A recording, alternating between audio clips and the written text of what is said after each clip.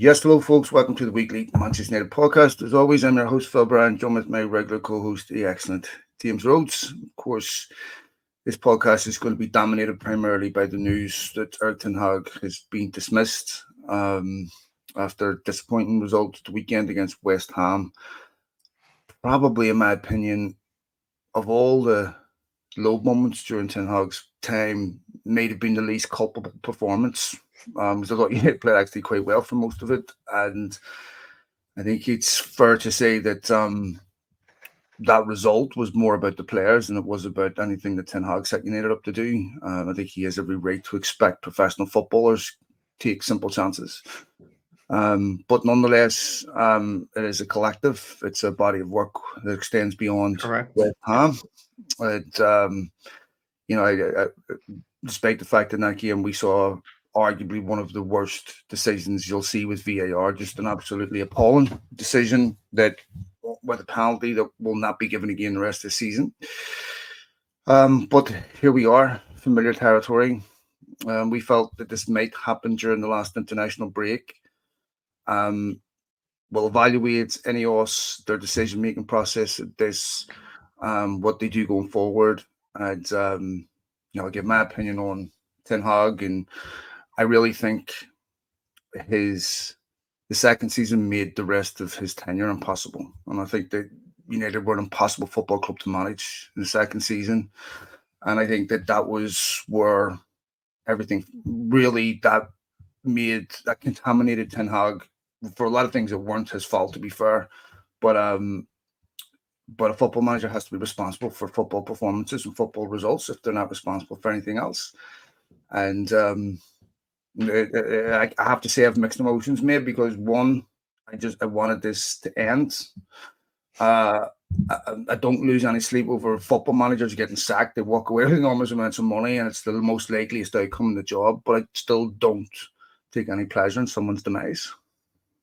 Yeah, and obviously, I think for me the biggest factor in all of this, as we look at it, is it felt a bit doomed to fail.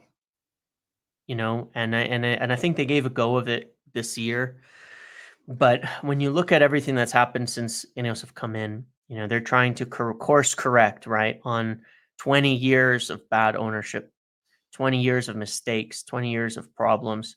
And Ten Hag's first two seasons are strongly in the frame with those, with those 20 years of, the tail end of that, where they're looking at this whole takeover and putting a club on the market and everything. And you have a disastrous season, horrible season, things go wrong. Even despite all of that, if you take Ten Hag and his ability out of the equation, you have new people coming in who have replaced everybody at that club, right? At this point in time. I mean, every single executive position, minus like two individuals that have really nothing to do with football, have been replaced. And you expect that they were going to make the change before. They won the FA Cup, went through everything in summer. It was quite public. And from that point, everybody really knows Ten Hag's not their guy, no matter how it's kind of framed. He got a shot at it. I think that the thing that was, the results were very disappointing this year. And I think that what's fairly damning about it overall, where they felt they just had to make a change on the whole body of work, is that you can buy the injuries last year and say, all right, it casts some doubt, right? The injuries, the chaos, everything that happened last year, and cast some doubt and say, all right, well, those might be the reasons things went so poorly. But there were no signs this season of anything improving. In fact, it was worse than last season so far, with more players that he's familiar with in Matthijs de Ligt, Mazraoui, a settled back five, even though it still doesn't have a left back, which is kind of unbelievable, but we've been over that many times. But at least a settled back five, a settled center back pairing, a settled situation there. All the forwards have been available. It's not like it was last year.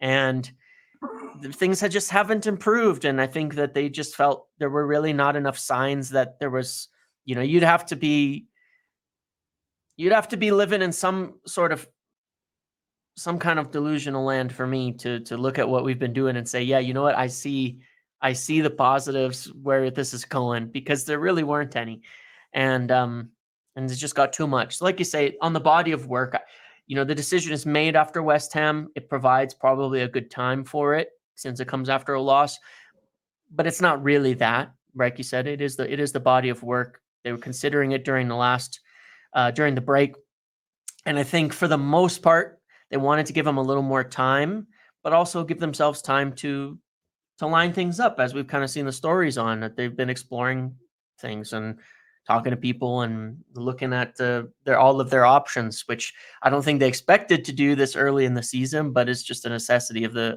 position. And Mm. and there we are. I do think it was an impossible job for anybody to succeed in how things have been set up, and that's always why I felt a fresh start under the new owners would have been the right thing. It's early enough in the year that you can still salvage it. You Mm-hmm. can still turn this around. You could still do it. Obviously, the biggest question that we'll get into it on that is can you get the right guy now that you Mm. want for the long term, and how much do you compromise on that to try to salvage the season? Yeah, so there's a lot to unpack there. First of all, if you can do this with the benefit of hindsight, but when you look back on the summer, there was a familiar when Ruud van Nistelrooy came in. You didn't need to be clairvoyant to say there's a high probability that in the first few months of the season, Ten Hag gets replaced by Ruud van Nistelrooy. Yeah. And maybe that wasn't INEOS thinking, I don't know. But it looked that way when they brought him in. So Yeah. you've evaluated other candidates over the summer. You've brought in his potential replacement. I don't think in that position it's realistic to expect this guy to succeed with that, because anybody who's ever worked for a company in a management role, upper management role, and your company gets bought, you already know you're in a very vulnerable position, right? Yes. You're in a much more vulnerable position than lower level staff. You're a key personnel, and you're usually in the firing line. And it's very difficult to convince people that didn't hire you that you're the right person. Yeah. And so you can't lead from that position of weakness, because you're asking players to do things. Being a consummate professional is really hard. Yes. You have to do a lot of things you don't want to do. You have to sleep right. You have to eat right. You have to execute with 110% intensity. You have to do amazing number of things right. And you have to get alignment in terms of personality inside the dressing room. I mean, that's even hard. I've said before, in a marriage, getting two people to agree on things and on a collective goal is not easy. Yep. Players will do it if they believe that this is going to lead to reward. If they stop believing that this will lead to anything, then you get that 5% drop off, which is Yeah. human nature, by the way. I'm not. Players deserve responsibility and criticism too, but there's an old saying that a bad battle plan executed with intensity is better than a good battle plan that's not executed with intensity. So Yep. you have to be able to lead, and players have to trust that what you're telling them and what you're making them do, and imposing standards and discipline on them, and certain expectations that will lead to a result. But when you're in a position where you're just managing the result, because every single result is terminal, you can't implement methods. You can't look Yes. at a long-term future. You're always just plugging holes, and that's where I feel any of us have to take some criticism, because Yep.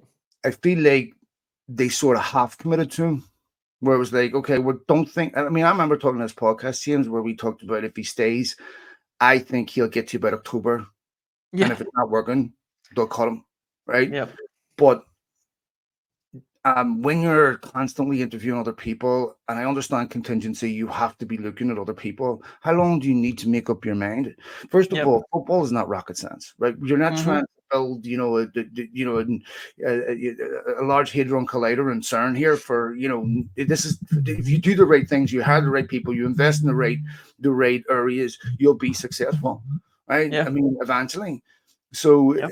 to me, it's like, one of the things that any of us have to do next is make sure they're not in a position where we'll give it to you and see if you can do a good job. I mean, Correct. can you imagine United CFO leaving and give it to Giggsy to the end of the season, let him be the CFO and see if he can All do it? right.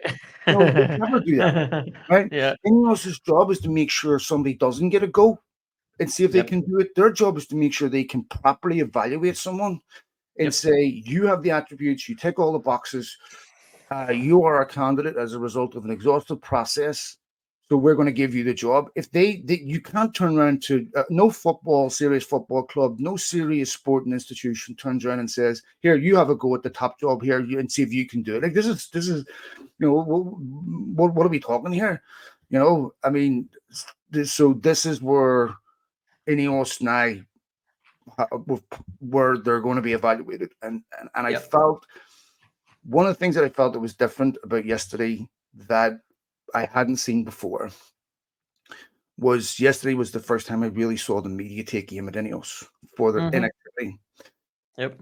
And James, they will have been in situations where they've never experienced this type of focus, this type of scrutiny. Omar Barada was largely anonymous. Jason Wilcox was largely anonymous in their positions.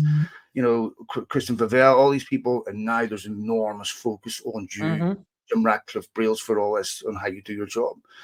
I think that it's unfortunate because many people, and I was sure this view too, that we're just so sick and tired of the cycle of new manager, new manager, new manager. But anyone who put under selection pressure, you just simply can't be 14th. Negative goal difference, horrendous in Europe. There's no mitigating factor. Like you said, last season we had injuries. You can understand that. The football club was tumultuous. It was a mess. Yeah. This season, I don't care who you are. You're not spoiled if you don't want this to continue. It's your football club. No one wants this to continue. So United had to make a change, and INEOS clearly didn't want to make this change.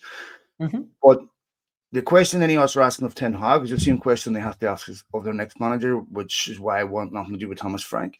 Can you win us the league? Right. That's the only answer. Yeah. So you can't go to someone and say, well, Thomas Frank's a bit good. No, whoever your next candidate is, can you ever, I mean, I'm serious, Mick, can you ever see a day when Thomas Frank would be holding the Premier League title aloft at Old Trafford? I don't see that. Yeah, and look, I mean, this was always the curiosity, right? Because Omar Barada had this thing come out about this Project 150, winning the league in 3 years. And the thing that's a bit funny about the whole thing in general, and where you say it was just an awkward setup, is you've only got your current manager in place for 2 years, and you're talking about winning the league 4 years from now. That means you need to start. We know it's going to take time. We know it's going to take building. We know it's going to take an upward trend of progression towards that area to be competing for leagues and all of that. Means you got to have the right guy now. And so I think that question is totally correct. We need to have the manager in place at United that they say, this is the guy who's going to build this team to winning titles. Because to win it in 3 years, you need to be competing in 2, and that means we're very, very close. We have to be very close to that. And so they need the right guy now. They need the right guy now who's going to build it. And so that gives quite a bit of question here, which is the right guy available today? Is the right guy available in summer? Who is that person? And how do we get there? And they're the ones that are going to live and die by that answer, frankly, at this point in time. And that's their job. They've got to do it. And they have to make it on that decision, of who can we build this team with to win the league and to compete for titles with, because they've stated publicly, and obviously we know, but they've stated publicly that's their aim. They've put a timeline on it. They've done all of that. So you got to have it, because essentially, if you appoint a new manager next summer, you think about this timeline. If you appoint a new manager next summer, that means they get 1 season before they have to be competing for titles. And then 2 seasons before they have to start winning titles. That's not a lot. And that means you're not going to have time to be chopping and changing again, a year from now. Now, one of the things that I think we all hope that we'll do as well as a part of owning this club and running this club properly is that it's not so much of starting over every time you have to change a manager if it doesn't work out, because there's no guarantees in football. that you get continuity behind the scenes, that you have an overarching theme, at least, if you, for lack of a better word for it, with how we're going to run our football club. So if it doesn't work, it's not like you've just wasted another 600 million going one direction to just go suddenly the other direction, like we've done with Jose to Oli to Ten Hag, like back and forth, because that waste, every time you do that, you waste 2 years, 3 years, 4 years, and you start over. And that we need to not do. So these are the big considerations, is that one, we do have a lot of good players in this team. I think there's a lot of talented players at Manchester United. So you need someone who can get the most out of that pool of players as well, right? And that's going to come in and say, yeah, I'm not going to throw out half of these players. I want to use a lot of these players. And then you need someone who can build with that team to win. And that's what matters. And that's what they have to solve. And there's a lot of questions that go with that to determine it. James, identity, playing style, that scaffolding is erected from the top down. Yes. And then this is what I mean about why you don't give the job to somebody and see if they can do a good job. Correct. Yeah. Candidate has to be selected a derivative of all these other evaluative metrics. Remember when Ranić said Liverpool hired Klopp, but that was based on they first set an identity and then said, this is how we want to play. This is how we want this club to play. Let's find someone that can do that. Then you have continuity. Then you have stable departments that are all adjuvants to the football, to what happens on the football pitch, that are all symmetrical, that have ironed out all the kinks, that understand this is how we support this football team. Because the club has to support the team. And United have not been ever able to join up those dots, and they haven't really been trying to do that until this summer. Yeah, that's not an exact science, so that is something that will take a while to find. The levels that you need, so that when you go from Klopp to Arne Slot, it's almost invisible. Yeah. Because so many of the things that you need, so that you don't have revolution every time a manager comes in, where it's a continuation of the same process, the same identity, then this is how you get stability. And that's INEOS's job, to make sure that this football club can operate and function in such a way where moving on from a manager is, well, it's certainly not a small deal. It doesn't have as many perturbations as it would have at United, because everything walked out the door with that manager, and now you have to start all over again. Yep. So INEOS's job is to make sure when the manager goes, as little as possible walks out that door with them. Because if one guy's not responsible for the success of the football club, nor are they responsible for the failure. Yes, exactly. Football club's way too big for that. Yep. So INEOS's job, why did Ten Hag fail? This is a really big question. And understand where he failed. This is where we bear responsibility. This is where the football club failed him. And these are the things that need to be fixed, because this is about the next guy. And INEOS cannot be in this situation again 2 years from now. This is where they have to make the difference. Yep. And the whoever they select next, that's all them. And they're gonna, when you're talking about 2-3 years winning the league, I would forgive if they're off that if they're off by a year on that target. So if a guy comes in and he's not there in 2 years, but he's getting closer, okay, I could live with that. Yeah, for sure. But look, on the positive side, it's the first time we've had owners talk like that, with that type of ambition. Yep. That say, this is how we're going to redefine success. I think there were other things that were factors. I think if you look at Amrabat comment last week, when he was asked why he didn't sign for United, he said, ask Jason Wilcox. I think when Ten Hag clearly wasn't overly sold on Ugarte, who it looks like was a Jason Wilcox, signing. I read an article that said he didn't speak to Bayern there for the first couple of weeks.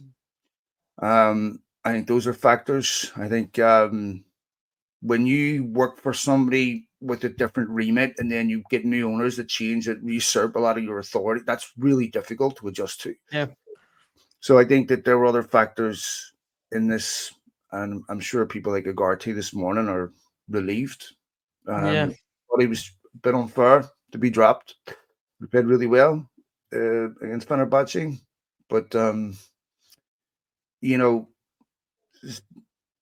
this is I mean, this is a big decision for INEOS, and Sure. it's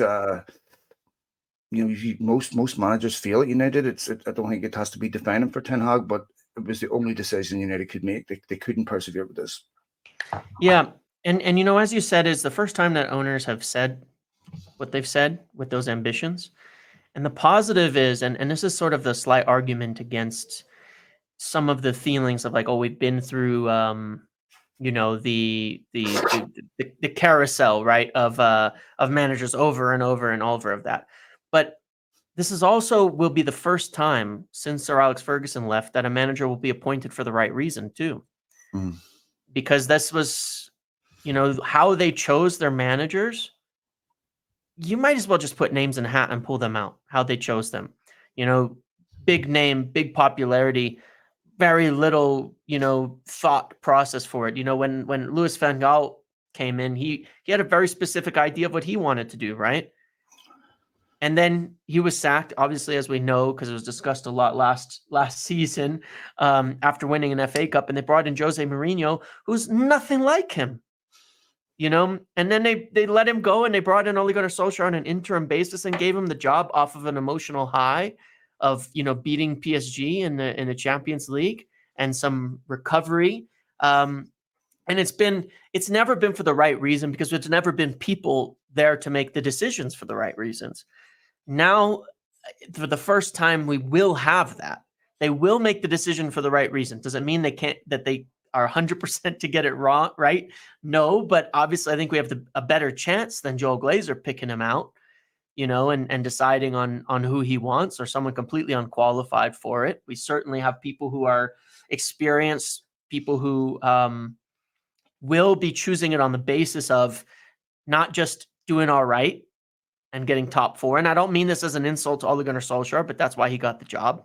He was someone who could essentially, and to some degree, cover for the fans, cover for the owners, do a good job, bring some history and emotion to United. But he was not an appointment on the basis of we want to go win the league next year. And now I think we'll at least make the decision for the right reasons. And that we have not had. We will make the decision for the right reasons, and the right people should be appointing them. And I think that's key as well. I don't want Jim Ratcliffe picking our next owner, our next manager, right? You don't want Jim Ratcliffe saying, well, who do I like for manager? And that's the one benefit of it going past the summer in the way that it has, even if it may have been easier then, is, you don't want Jim Ratcliffe picking the owners. And I think he would, the manager, I think he would say the same thing as well. And I think that's why they passed on it in the end in the summer with everything that happened, is him as the owner saying, I'm not really the guy to make this call. And they've even talked about that at Nice when they made mistakes at Nice. They've publicly acknowledged that when they came in, that they were changing out managers like every 6 months. They went through like 6 managers, 7 managers, and him and Sir Dave Brailsford were very active, very involved, making these calls. They shouldn't be, and they need to appoint the right people and let them make it. And we've got those people in place with Omar Barada, with Dan Ashworth. They put with Jason Wilcox. They're there. They'll make the decision, and I think they'll make the decision on the right basis, and that will give us the best chance for success that we've had in a long time. This is important, James, because one, you have to have respect for the business that you're in, that you don't understand the subtleties that Yes. you need to recognize that indicate whether someone can be successful in this particular job or not. But also, someone's job relies on the next guy being successful. So this has never happened. Woodward's job didn't depend on any manager being successful. Richard Arnold's job didn't depend on any manager being successful. These are the people that are going to appoint the next manager are going to be employees of Manchester United, who are also going to be evaluated on success or failure. Yeah, they hire the wrong managers, make the wrong decisions. It's their future too. Yep. And so, in Solskjaer's defense, all United were trying to do since 2013 was finish top four. There was Correct. never an Yes. attempt to try to win the league. That's with the Yep. men and the women's team. So, so the gimmicky stuff, the basically translucent thinking of let's just put somebody in here that can get us top four, Yep. and that will be fine. Because as I've said before, really until this summer, there hasn't been a single employee at Manchester United whose job depended on winning trophies Mm-hmm. in the last decade. Yep. Okay. There's not a single manager that would have got sacked if they'd have kept finishing top four. That would have been Yep. enough to keep your job. So, it's a football club that completely changes ethos. It's going to take a while to fix that. But, this is that culture that needs to change, is the hardest thing to change in any business because it's in Yep. the walls, right? It's so difficult. And it usually requires huge turnovers. So it's turbulent in the beginning because Yep. you're the atmosphere, the culture is repelling the toxic people, and they fight before they leave. Yep. And then as the atmosphere starts to improve, people that are attracted to that environment, that will change how your fortunes, start coming in. And I think for United, this is something that INEOS have to look at and say it wasn't just a Ten Hag failure. Yep. They have to have conversations with players that say the success of the next manager is also connected to you. If Yeah. they fail, you fail, and there Yep. will not just be one there will not just be one scapegoat. Okay, so they failed too. They were the reason why United didn't win the game against West Ham. Wasn't Ten Hag? I mean, these are you go watch City at West Ham. Was a month ago. Holland had a hat trick after I don't know half an hour with Yeah. fewer chances than what United had at the weekend. That's different. Now, if United take those chances, that penalty probably wouldn't even be given because it was so inconsequential in the game. They probably look at, okay, United 4-0 up, who gives a shit if they get a last minute penalty? Or if it is given, no one cares. It's not even a discussion. It's but big deal, shouldn't have been given, but it's consequential because they don't take chances. And as you said, metaphorically, it's like a boxer without a knockout punch. If you keep someone in a fight, you run the risk of getting knocked out. Yep. It's as simple as that. That's a major weakness. Now, that's confidence issue for me. But when I look at some of the decision making teams, when I was listening to him talking about Ahmad not playing against Fenerbahce, when he said he had to reward Anthony's training. I actually took that more of an insult towards Ahmad Yeah. than I did as a compliment towards Anthony. So then Yeah. it comes on against West Ham the weekend. Only this time he's 60th minute he come on. Yep. I'm like, how much training could they have done between Fenerbahce and Sunday I that know would have they earned had him an one extra half session. an hour on the team rather Yeah. than the last 5 minutes? And And then by the way, he put a great pass in that resulted in a goal. and then I'm looking at the Porto game going, well, Garnacho was our best player against Spurs, so he needed to play. But well, okay, why was he on the bench then?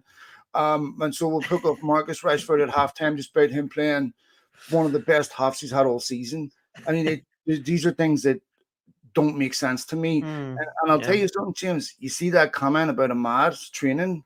That wasn't a million miles away from the Jadon Sancho comment. Uh-huh. Who, by the way, was nasty this morning, totally unnecessary. I was a bit disappointed in him and De I think Gea. that what just to be clear, I believe that was fake. Okay. I've just because I've seen it going around. Oh, was it fake? I just saw it. Someone Yeah, sent it I to me. know. I I saw De saw it Gea's. De too, Gea's and wasn't fake, though, was it? De Gea's was De Gea's was real. De Gea's was real. And I just wanted to clarify because I saw it. I looked myself, and I was. Let me just go look. Yeah, it's not on. It's not. And from what I asked, it's not on his story. It's not actually there. So someone Just posted it fucking and started. you just community note me or live, you bastard. Well, it's No important to be fact accurate. checking. I know that you wouldn't want to be No. accidentally, putting it because it's so easy with shit that gets spread around to for those kind of things. But no, De Gea's was real. That's for sure. That is Yeah, for sure. I don't know about that one. I just don't understand that. Like, I mean, Yeah, I don't either. I mean, James, in any business, there'll be players in Real Madrid's dressing room that don't like Ancelotti. There'll be Yeah, players in City's dressing room that don't like Pep Guardiola. In any business, in any relationship with human beings, there's ups and downs, yeah, right?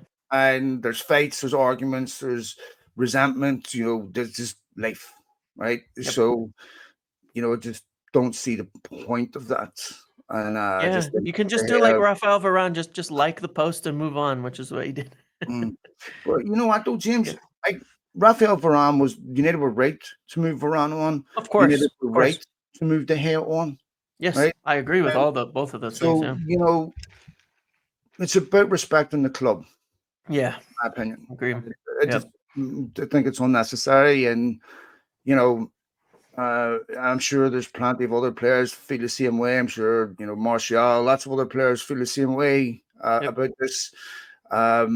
But you know what? You also people like Sancho, accepting that this is fake, but it wasn't just Ten Hag. You let down. It was the football Yeah, club. It was the fans. correct. And the fans, yeah. Yeah. Exactly. So Agreed. I don't care what you Agreed. think of Ten Hag, but you owe the club and the fans something that you never gave.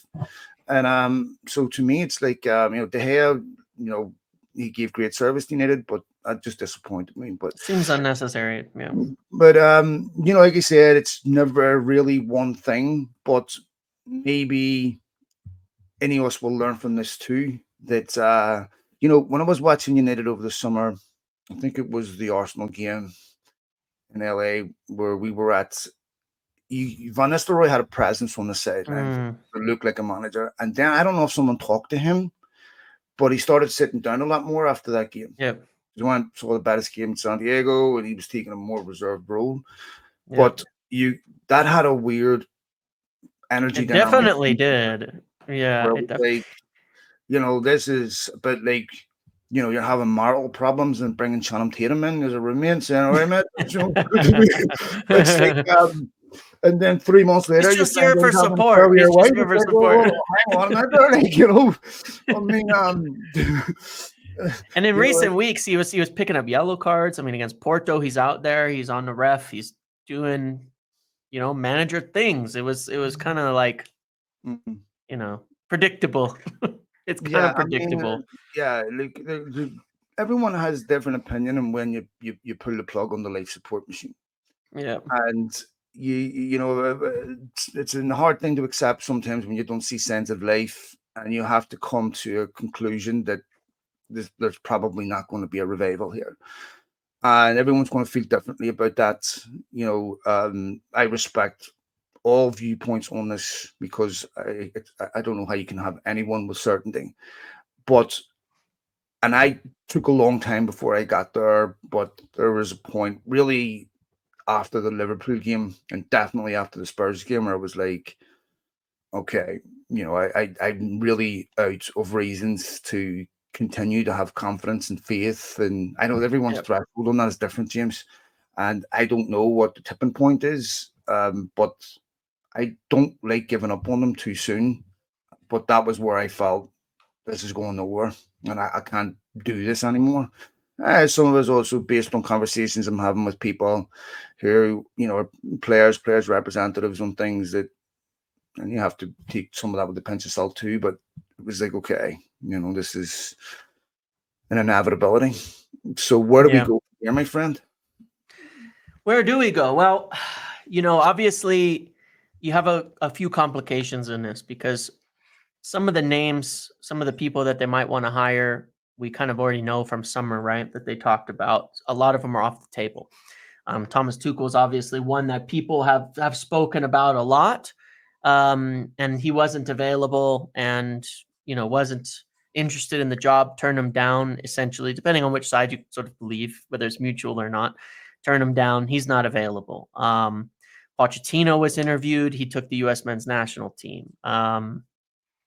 McKenna, he signed a new contract, and it'd be a big risk, hiring McKenna. You kind of expected this. He's stuck with Ipswich. Their team is not great, and they're really struggling this year. That'd be a really big risk there in experience wise. Then you have candidates like Julian Nagelsmann, who is a very good manager, very accomplished manager, but he recommitted himself to Germany before the summer and has been it's been pretty well reported that he's wants to stay for the World Cup, and that's his whole intention and focus. So that makes that fairly unlikely. You get Xabi Alonso. There's been a lot of admiration for someone like him. Again, a manager who's done an incredible thing, winning the league with Leverkusen and all of that. Someone who is accomplished, who's experienced, who has probably whatever these factors you would want to consider of a top manager. I mean, yes, he also has the Liverpool connection, but it's not that big of a deal, I don't think. But does he want it? I don't know. There's a lot of indication that he'd be waiting for the Madrid job, when Ancelotti leaves, whether next year or the following.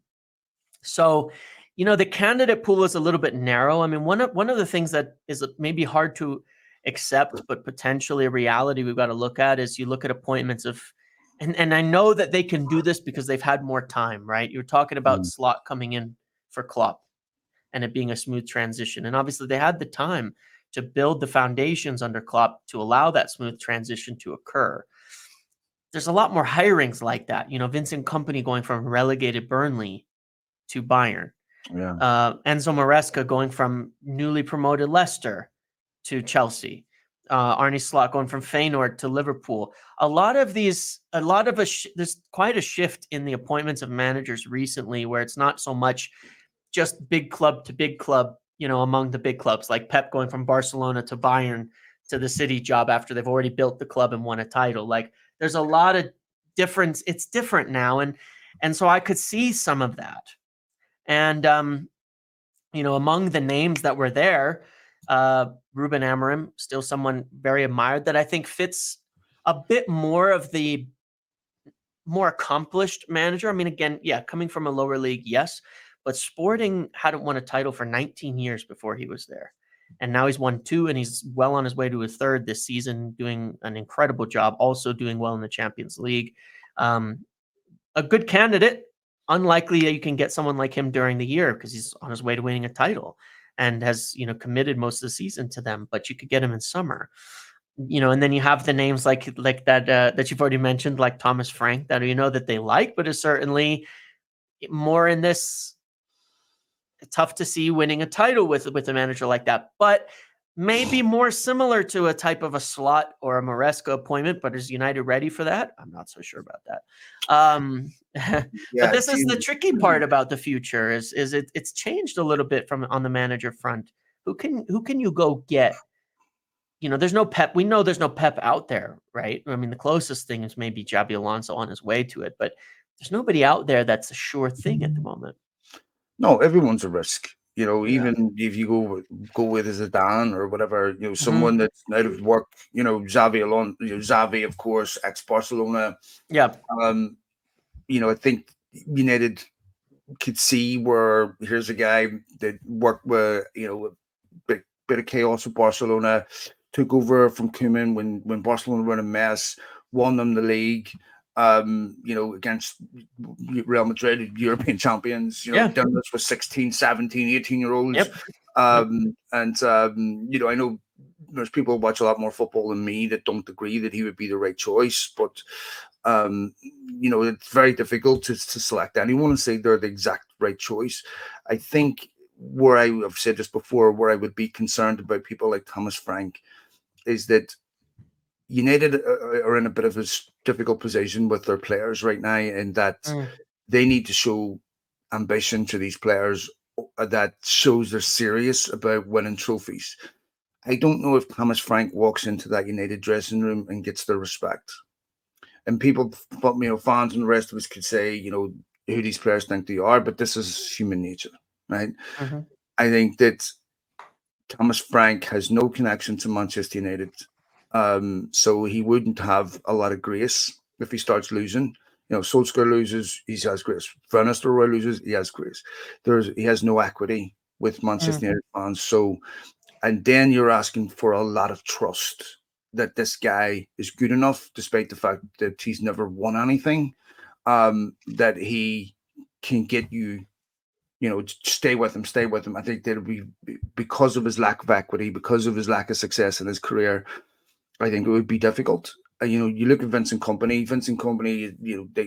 They lost away to Villa in the Champions League. They lost, again in the Champions League away. It's a hard transition. And with players, I think United need someone that's going to come in that has, Van Nistelrooy has has had a career that few players in United could look down upon. And to be fair, Company as a player did as well, at the very least. He did, but he had a decent career as a centre back, where it was he wasn't in any Ballon d'Or run-ins, and it was okay. You were a decent centre back.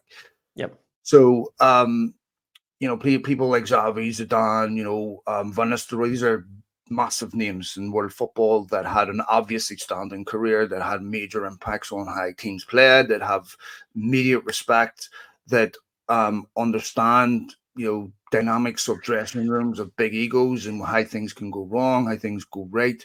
And I think that's really, really important. I mean, he took over from a Dutch guy at Barcelona that were a mess, and knew how to unify a dressing room and bring harmony. Okay, he's an ex-Barcelona legend, but I think for United, going down the coach route, the clubs that do well with the coach route are the clubs that have stability behind them, that have departments that know how to support them and not expose them.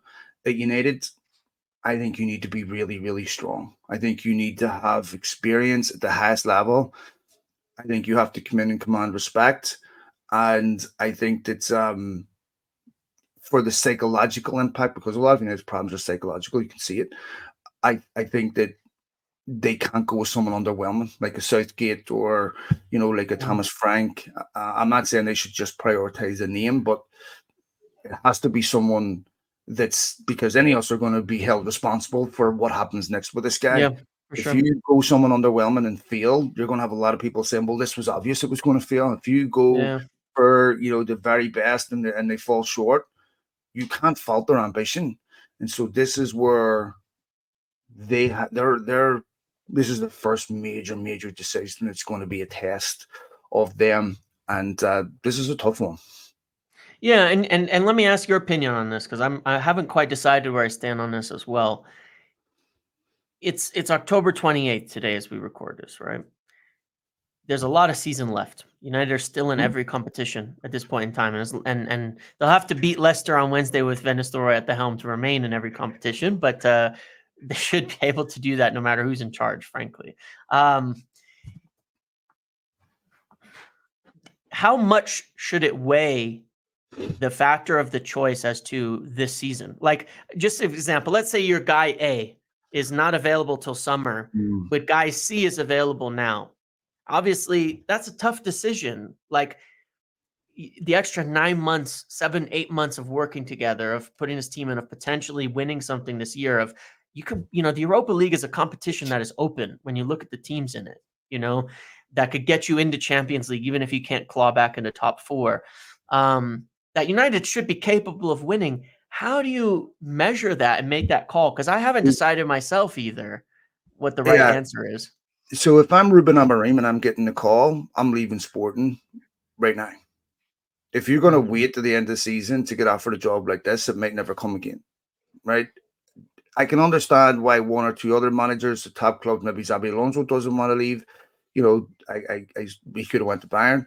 But if I'm Ruben Amorim and I'm at a Porto job or a Sporting job, I'm leaving. I mean, that's the whole reason why you do well. No disrespect to Benfica, Porto, Sporting, all that. Your objective when you get these jobs is to do really well so that you get a move. I mean, this is, if you're turning down jobs to win the Portuguese league for the 4th season in a row or third, to me, that is irrelevant, because it's not going to help. I mean, Ruben Amorim doesn't want to spend the rest of his career at Sporting. Brilliant football club as it is, but realistically, it's a football club you work at to move on to another one to get to the highest level. I would be, if he gets offered that job and actually wants it, but says wait till the end of the season, he'd be insane, because if Van Nistelrooy does really, really well, he's going to be a hard guy to shift. He's a United legend, and the contrast, this is going to be a bit like Solskjaer, the contrast between what was and what is. If United start playing well, playing attacking football, that job's not going to be there for him in the summer. And anyone who's saying to United, I'll wait till the summer, is playing a very risky game, because it wouldn't be beyond the realms of impossibility to see Van Nistelrooy come in United, play with freedom and be, an attacking team that has a revival, and then you're trying to move Van Nistelrooy out. That is going to be very Yeah, difficult. But I mean, the general question is: it better to wait to get the right guy in 7 months than it is to go with the wrong guy today? Yeah, of course. yeah, But the thing is that if you get an opportunity like this in your life and you want it, you have to take it, yeah. because the timing is, you're not, it might not be there in 6, 7 months. Well, my curiosity on it is more like if you were to consider that they could line it up either way and have it all agreed. Like Pep Guardiola was agreed to join well ahead of time, right? I mean, even when we hired Eric Ten Hag, we let go of Solskjaer early on, started the process and hired Ten Hag. I mean, he didn't leave Rangnick was mid-season. there, obviously, but yes. Yeah, but he didn't leave mid-season from Ajax. They continued to go on to finish the season, to win the title and see the whole year out. And it feels a lot of managers will. Van Nistelrooy, though, James. And if Van Nistelrooy comes in and revives United and they're playing well, you're going to be a brave man if you're INEOS to sack Van Nistelrooy to bring in somebody that could. I mean, this is what every guy, every candidate has risk, and there's no perfect process. But if Van Nistelrooy comes in and does really well as an interim, mate, it's the all of a sudden the jeopardy of that decision massively increases. So if I'm a manager and I'm at a club like Sporting, no disrespect at all, I'd be looking at United going, I can turn this around. We got January window coming up. We can get them revived. I'm taking it now because I want to make sure the season, I'm 9 months in. We can prepare for next season. But I could also see a scenario where there's a number of managers, like regardless of Amorim or somebody else, where they would be willing to agree to join in the summer, but see out their current contracts. And even if there's financial implications like that, like I don't know of all of the details, right? But for example, like with Amorim specifically, let's say he's got about a 10 million release clause in summer. It could be significantly higher right now. Of course, that's a different question. And that would be, of course, up to. Yeah, and that would be my curiosity when I look at INEOS and where they go about this of deciding the right person, on it is that. But in general, I would say obviously, I guess it depends on the gap between your candidates. Like if you're pretty torn between two and you can get one now versus summer, you just do it now, of course. It's an interesting. If you're Thomas Frank, or why would you stay to Brentford to the end of the season? Yeah, really important. That would be a weird red flag to me. Yes, that one in particular. But see me on Marine, like, yeah, you want to win the Portuguese league respectfully. Yeah. It's a brilliant level of football, brilliant mad football country, but it's not going to make any difference in your career. No one's going to go, well, he won the Portuguese league for the third time or fourth. No one that is not going to be career defining. But if you come into United right now, by this time the summer comes along, you're in a much better position to evaluate, to make changes than what you would be if you come to United in the end of next summer, or the end of the season, because now you start that process then. And if you look at Ferguson came mid-season, you have to take. Ron Atkinson was sacked in November 6th, I think it was. Yeah. Right away had a really good record. Ferguson came in, and I know Klopp was unavailable, was already gone from Dortmund, but he came in mid-season. I think that this is to come in right now is an amazing opportunity for someone. Yeah, I was thinking about that too. To me, but yeah, if you can't afford it, then that's different. Yeah. That's a different question. But that is a good point too, because you do get a little bit of like freedom if you come in mid-season too. Like you start the season, you're getting judged pretty quickly.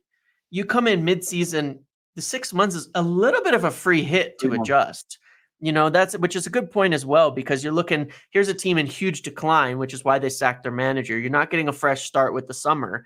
You get a little more of a free hit. Like you can't have it keep declining, but you don't need to. You just need to have an upward trend from being really bad to have a success in that interim period versus, starting the season, you start losing games, you're already under a lot of, and it gives you time to work with the team to figure it out, to figure out your, who you want for the summer to prepare. Makes a lot of sense to me that, and I do think that would, I do think it's true. I think it'd be really smart of any manager who they do go for, if they're in a job right now, to say, if I want this job, I should leave and take it right now. Now, if they can't afford him, like you say, like we're saying, that is a different story. That's on United's side. But for any manager, they would be intelligent to take the job mid-season and not wait till summer, because I think it is there's a lot of risks in that, but I definitely a bit more of a free hit to take over an interim job than it is. I mean, I think United will have obviously considered all of this over the last few months, because this was a very high probable outcome. So they will have considered, okay, what is Ben Sackham, but replace him with who? Yep. And so I think they will have taken all this into consideration. So I would be surprised, James, if United, someone is, if we said 10 million for Ruben Amorim, if you said, say, United board, here's a player in January for 10 million, people wouldn't bat an eyelid. People are like, yeah, go, it's cheap. Yes. Manager, possibly the most consequential hire at a football club, and you're going to squabble over 10 million. If a manager works out, your return on that investment is massive. So whatever I understand, PSR, FFP, all that there, profit sustainability, whatever the fuck it's called.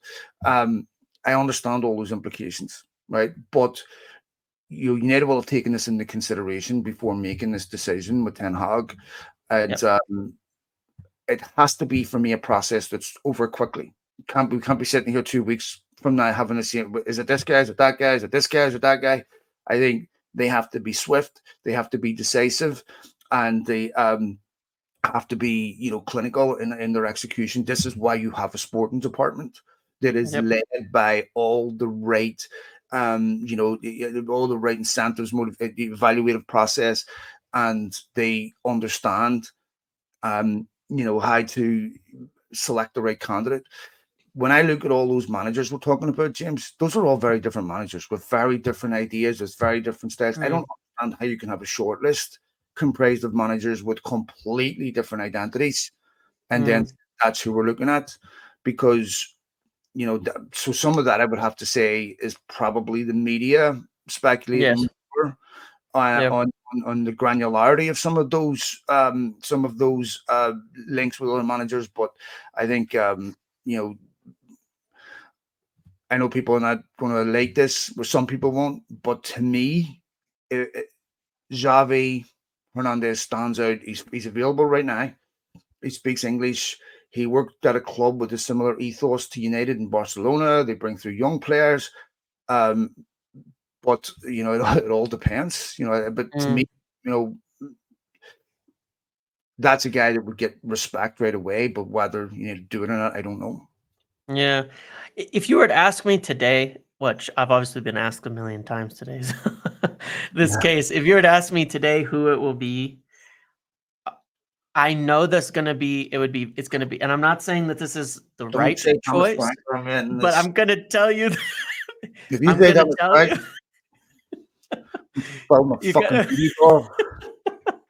you're going to have to get, I honestly think that he's probably the favorite right now. I don't know how. Because I look at the people who have been in place, like Dan Ashworth, in terms of the hires that he's made.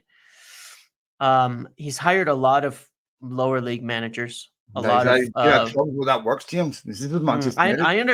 I understand, but he has, right? That is his experience, and I think that it's a combination of coaching, being available, being attainable mid-season, and there being a lot of admiration for him. I understand. But there's something I don't, we talked about it a long, long time ago. There's something that these guys really like about Thomas Frank, and they have since early last year, or this last season. I understand, and I know that there's going to be a lot of people if this comes to pass. But even just the fact of him being strongly considered, and he is, I mean, I can say that without a single doubt of fact that Thomas Frank has been strongly considered. There's something people really, really, really like about Thomas Frank. What In other this, job in have you been this, strongly considered for? well, he was interviewed for Chelsea as well when they went with the So they Maresca went with the appointment. championship manager, who what was he had 1-2 seasons as a manager over Thomas Frank. Yeah, at that point in time, yeah. Now, What other jobs have you been linked with? Where he's been I have interviewed no for? idea. I have no idea, to be So honest. Danish, whereas it appears, and a completely dysfunctional Chelsea, it appears, who wanted rid of Maurizio Pochettino because he wouldn't agree to their parameters, wanted to hire someone like Thomas Frank because he would, but nobody else does. I mean, it's one thing hiring Thomas Frank for Brighton, okay, because your objective is eighth or thereabouts. Mm-hmm. One of the things, James, when you talk to people at United that you we don't understand is the level of scrutiny and abuse and criticism. Mm-hmm. A lot of the individuals themselves can handle it, but their family members, their wives, their sisters, their mothers, their fathers, they're reading stuff online constantly about their husband, their brother, their sister, their husband, their brother, their whatever. He's a fucking scumbag. He's a fucking fraud. I hope his kids die. All this, like, that has an Mm-hmm. enormous psychological Yep. effect on a family. Yep. And they start, I want to get out of here. I want to get out of here. I want this to stop. And when you put, someone in that, like Thomas Frank, even INEOS, you go from relative anonymity, because United's a terrible place to be when things aren't going well. When things are going well, it's great. You have millions of voices telling you how great you are, but when it's not, you have millions of voices telling you what a piece of shit you are. And that has a major impact on any human being psychologically. Yep. Thomas Frank's never experienced this in his career. He's never experienced that type of pressure, that type of scrutiny, that type of pressure on your family. And you can do this at Brighton and you're fine.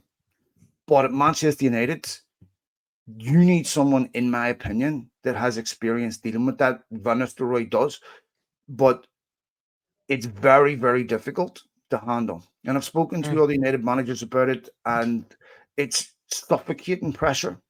Yeah. It does terrible things. So to me, I think go back to what I said earlier. Do you see Thomas Frank winning the Premier League of Manchester United? The answer to that is no to I me. honestly can't see anybody winning it with how it's been. But look, Ten Hag would win the league with United. Thomas Frank.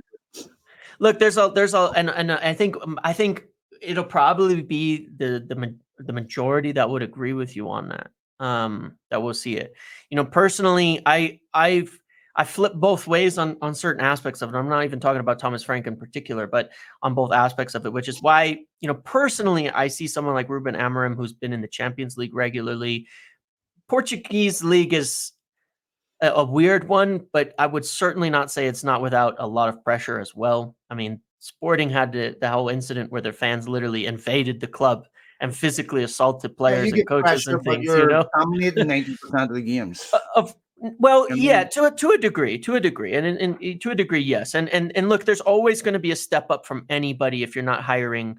I understand that why you look and say, okay, well, Xavi has had the experience at Barcelona. Ajax. I mean, yeah. So anyway. Sorry, go ahead. Just no. So I understand. Like, you get someone like Xavi who's had experience at Barcelona. He had struggles with the pressure at Barcelona, and that is a little bit of an orange flag maybe on him coming to United, that he had a really hard time with the pressure at Barcelona, and their media can be pretty brutal. I'm not sure that ours is any better. It may be a little different. I'm not sure it's any better. He had some difficulty with that, but he has had that experience, and if he was willing to take it up, then he'd be saying he's willing to deal with that pressure again. Yeah, it's tricky. It is a tricky situation. Someone like Julian Nagelsmann, who's managed big clubs, national teams, obviously would be a perfect candidate, in my opinion, if you could get him, because he's got the experience and he's an excellent coach who fits a lot of their other ideals, young, the types of things that they like. It's a challenge. This balance is certainly a challenge. at United. But I'm just saying it as a fact of knowledge, opinion aside, that for whatever reason they really like Thomas Frank. Frank team, They there's a lot have of guesswork here. There's a lot of. yeah, I think he correct. might win a trophy. I think he Yeah. might. I think this might with other guys that have done it. There's no Yes. guesswork. Yeah. Their track record shows I've done this, and then Correct. you're asked to believe that he might be able to do it. Yeah. And I'm like, you know, I don't. I don't see anyone coming out saying, Thomas Frank is transformative. Thomas Frank has done this with me, done that with me. This is, he's done a good job with Brentford to keep him in the Premier League. But Yep. I just, we're talking about how would you identify? If I asked you to define his style of play, what would you say? Yeah, I would say he's an Okay, well, I don't adaptable know either. manager in that respect, right? Because he has changed it for So what sure. Yeah. would make him a Man City? I don't know what his style is. Brentford don't score a lot of goals. They're not the most exciting team to watch. They're a decent team. I think he's done a good job with them. But I mean, I've watched them. United have taken some hidings there. United beat them at Old Trafford twice when they were playing absolute shit, where they Yep. really only needed a few minutes in a game to win the game. And Yep. I'm like, I don't see it.